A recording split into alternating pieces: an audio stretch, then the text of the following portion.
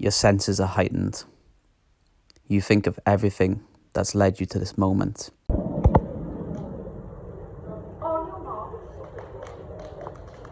All the pain and all the sacrifice. If you fumble as soon as the race has started, it's over. But my race started long before this. I'm James Ledger, and this is my story.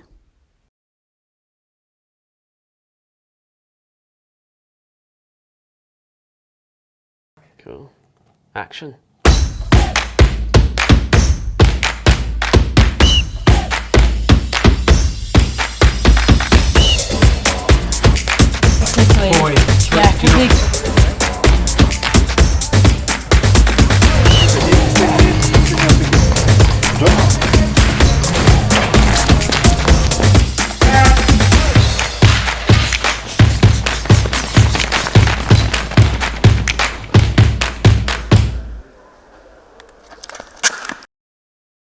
I'm James Ledger. I'm a T11 100 metre sprinter, and I've represented Team Wales at the Commonwealth Games and Great Britain. T meaning track and T11 meaning athletes with a visual impairment. So there's 3 categories in the visual impaired class: T11, T12 and T13. And I slot into the T11, meaning athletes with the most visual impairment. So that requires me to run with a guide runner and blindfolded. So my condition's a bit of a mouthful, but it's called bilateral coloboma and nystagmus. So the nystagmus is, I'm sure if you've ever met me face to face, it's the eye shaking, and almost like a photo or video lens trying to find focus. It's almost like the eye is trying to find the sweet spot, but never kind of finds it, and is always constantly searching for it. And then the coloboma, it's where before birth the development of the structure hasn't developed. That's why it gives the retina as almost a teardrop shaped pupils. So that's left me with not much vision whatsoever and no real detail. So what I kind of see really is colours and colour contrasts, different light perception. But yeah, it's something that, I was born with, so it's something that I've had to get used to very, very quickly. My first sporting journey started in school, very young age. My dad was very sporty. He did a lot of sports, athletics, swimming, American football. That's where the love came for it. And he's always pushed me to be in sport, but he's also pushed me to recognise that the world isn't a visually impaired friendly place. So sport has always been a huge factor of my life. But for me, growing up, I didn't have much confidence at all. I didn't believe myself. I was afraid, scared and embarrassed of my disability. And I did sport as a way of fitting in. I said to my dad, I want to be fast. And at this point, I didn't know anything about disability sport. I hid away from that world. Anything to do with disability, I wasn't there. I wanted to hide away and be as normal as possible, whatever normal is. And I went to my local club, Swansea Harriers, and I was struggling to kind of stay in the lines and stay in the lanes, but I loved it.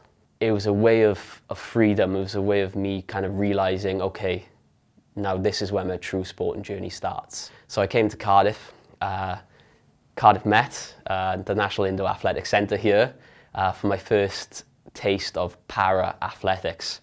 And I came in and just remember, this is a completely new world to me. Like, meeting people with the same disability was unforgettable experience. You spend all these years younger thinking you're the only person in the world with a visual impairment, or it's a very lonely place. And then I met one of my best friends called James Ball, who is now a gold medalist para-cyclist. It was a real moment where, okay, like, I'm home. one of my major highlights is represented Team Wales at the Commonwealth Games. You know, in Gold Coast, Australia in 2018, I was then a T12 athlete. At that moment, you dream of this phone call. You dream of having this call where somebody rings you to say, James, you've made it. Yeah, you're on the plane. One of the huge highlights of my career thus far is stepping out on that track in Australia and competing at Commonwealth Games.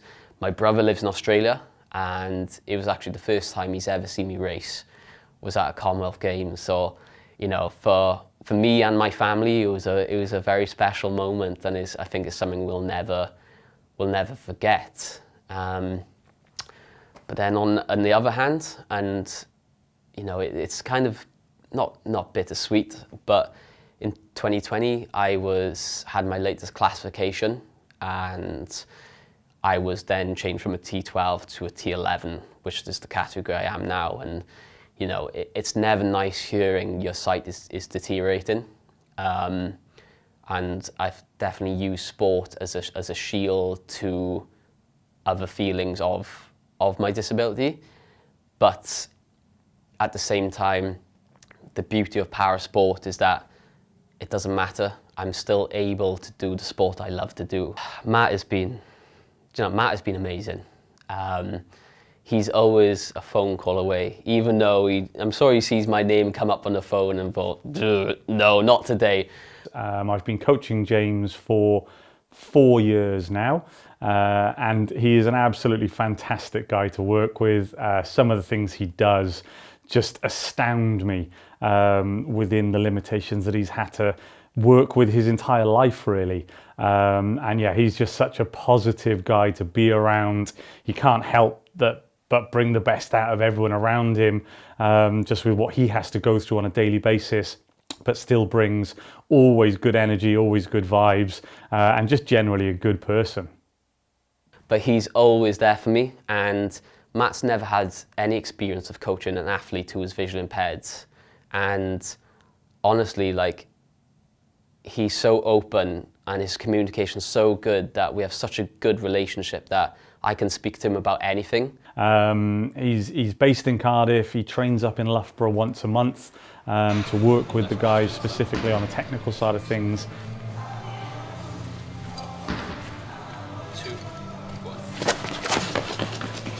I've also been working with McCoy Campangelli, who is my guide runner. That relationship also builds over time. So the more we've trained together over the years, the more we get used to each other's rhythm, because everybody has a natural rhythm that they run with. But once you get used to that, you then build it into drills, you build it into your warm-up. And then in terms of the upright running, it all starts from, again, the start of the race. So as a T11, so we're all blindfolded up as well. So Mac is basically just setting my blocks as well as his own up. So we've got it. So we have enough space between us as we come out of the blocks. So it's very much like as you see, you know, 100-meter runners set up blocks is exactly the same, but we're just tied together. But the process is exactly the same. And we want to get it as smooth as possible to come out the blocks. So yeah. So that's where he's based. But I've also been working with Joe McDonnell, who is the head of para athletics for Loughborough and British Athletics. See you, mate. All good? Long lost son returns. I've returned. All okay? Morning, Eduardo. Morning, Joe, this is Blake. He's from Cardiff. This one with the dodgy moustache.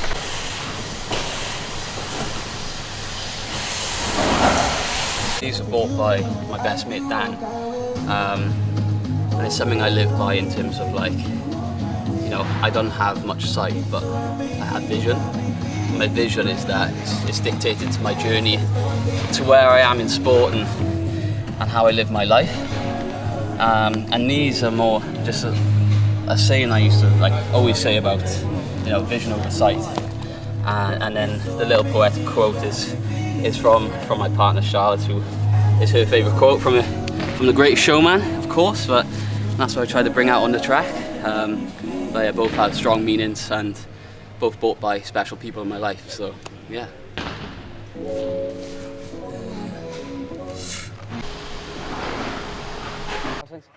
really good. Yeah? Really good. Good, good. Any more races? One more. Matt, you good, pal? I'm alright, you know, bro. Good to see you, man. I'm liking your outfit, man. Thank you, Pat. Thank you. Full Adidas, three-piece. T, this is Blake. You good, buddy? This- Thomas. Tom, man. Set.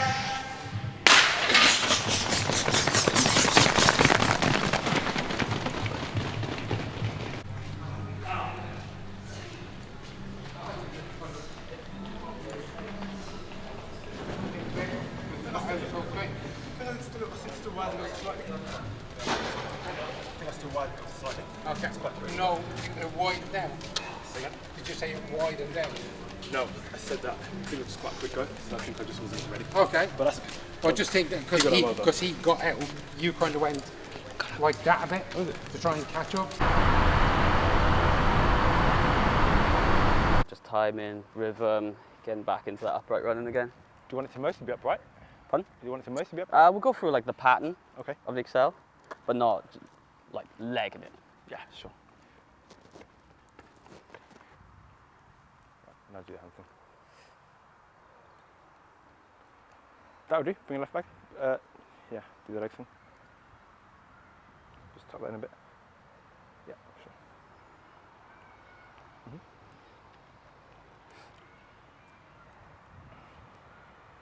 All right. Okay. Yes, sir. Me. 2, 1. Okay. Pick it up, pick it up, pick it up, pick it up, pick it up. Right. It's almost like having a coach in your year. So no, we can go through the drive phase and he can be like, no, drive. Okay, James, we're at 60. Okay, keep going. We're in the lead, hopefully. And no, we can run to that line. We're 10 meters out. And then obviously the most important is telling me to dip because I have to cross the line before my guide runner. So no, they've got all that going on whilst trying to run 100 meters as well. So the technical side of things has been a little bit of a learning journey for the both of us. I'd never worked with a visually impaired athlete before. So when I started working with James, he had to guide me a lot along the way in terms of what his kind of sensory feedback was, what he could see kind of peripherally, where he could kind of like get a concept for where the ground is underneath him. And then that obviously had to change when James got reclassified into the T11. So that with the blindfold and the guide, that was another new skill that we had to develop. McCoy Campangeli, who's been his guide runner, has been brilliant in that development. And we've also been working with Joe McDonald up in Loughborough, who's worked with quite a few para-sprinters previously. Libby Clegg, who was Olympic champion. I went a bit flat-footed. Yeah, because your right leg is still drifting out the Yeah, front. so it went a bit You're flat. still coming through here, and instead of coming here and doing this, Yeah. what if you just flicking that shit out? Everywhere I go, I create a visual map in my mind. I memorize everything. No, as you can see here, I use a cane. I think it's 38 centimeters long, so it comes up to kind of chest height. So it gives me a good meter in front of me. So kind of helps me navigate what's in front of me that I can't see. It's something that I have to get used to using. And you know, for me before, when like as my sights got worse, I found it more and more beneficial. It's to be honest, it's something I was embarrassed about using before. The rotating cone was handy. You know, I think a happy athlete is a fast athlete. So I think we definitely have that motto in the group, and it's amazing to be around like-minded people who are there for each other. You know, we are one big family, you know. But it's, you know, to be around Alistair Chalmers, you know, bronze medal at the Commonwealth Games at the 400 metre hurdles, you know, completely different event that I'd ever do. It'd be an absolute wreck if I did hurdles, but I can take a lot of learning from him. And so when I learned about Ledge's kind of disability with his eyes and vision and everything, it was quite an eye-opener to me, because seeing him train day to day kind of normally and outside on the track around the bends, absolutely hitting it, it's just amazing. Joe Breyer, an Olympian, being around him is amazing to see how he does what he does. It's a great place to be, and then you know, you surround yourself as well in the environment of Nyack of being around Ali Sean Davis, Harrison Walsh. Harrison and Ali, they shift some weight around, but it's a great place to be around. And as I said, the main thing is that everyone's happy for each other and everyone wants everyone to do well. And for me, that environment that's the environment I want to be a part of. I have some big goals, and you know, I'm doing everything I possibly can to try and achieve them. I think next year it's the World Championships in Kobe, Japan, but there's obviously the Paralympic Games in Paris. So both of them are huge aims of mine. You know, I want to be the first British T11 athlete to run under sub-11. I think that would be a huge moment. My father has been one of the biggest factors in my life in terms of helping me realise that the world isn't visually impaired friendly, and you have to do things out of your comfort zone to get to where you want to be. And there's been so many times, and to my mother as well, where I've broken down to them both and said, I can't do it. Like, I can't do that. And you can. Like, you might not do it the same as everyone else, but you'll find a way to do it. There's moments like that and moments in time like that when, you know, you speak to your parents on the phone and they'll never not be by your side. Those moments are so powerful in terms of supporting you into where you want to be and where you want to go.